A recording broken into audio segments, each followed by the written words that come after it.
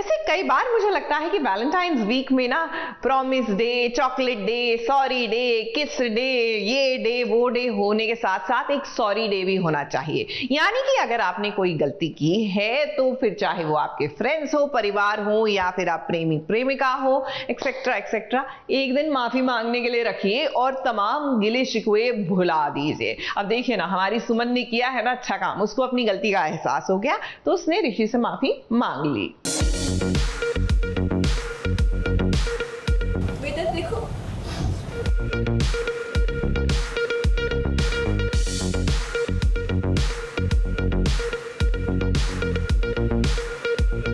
बचपन में जब हमसे गलती हो जाती थी तो हमें कान पकड़कर उठक बैठक करनी पड़ती थी।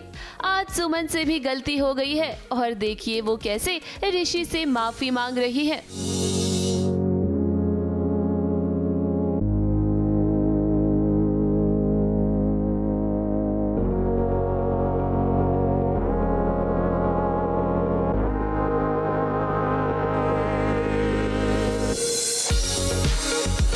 घर में माता की चौकी के दौरान कितना हंगामा हुआ।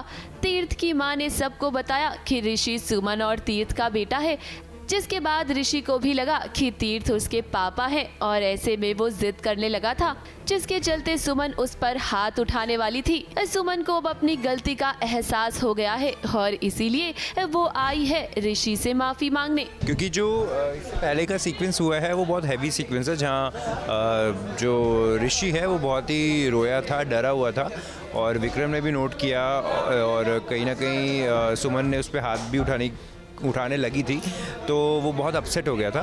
तो कहीं ना कहीं दो ऋषि को मनाने के लिए सुमन गई थी और वहाँ पर विक्रम भी आता है उसको सपोर्ट करने के लिए, क्योंकि विक्रम भी उसको इतना ही चाहता है ऋषि को। सुमन ऋषि को समझा रही है कि तीर्थ उसके पापा नहीं है।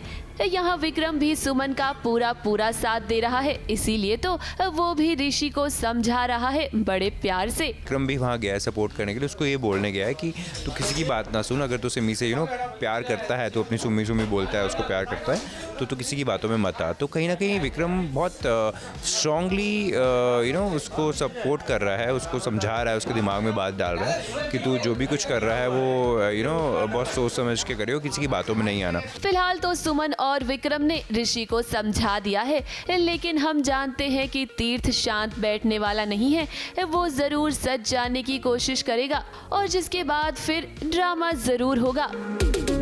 मुंबई से शिवानी सिंह के साथ एबीपी न्यूज रिपोर्ट।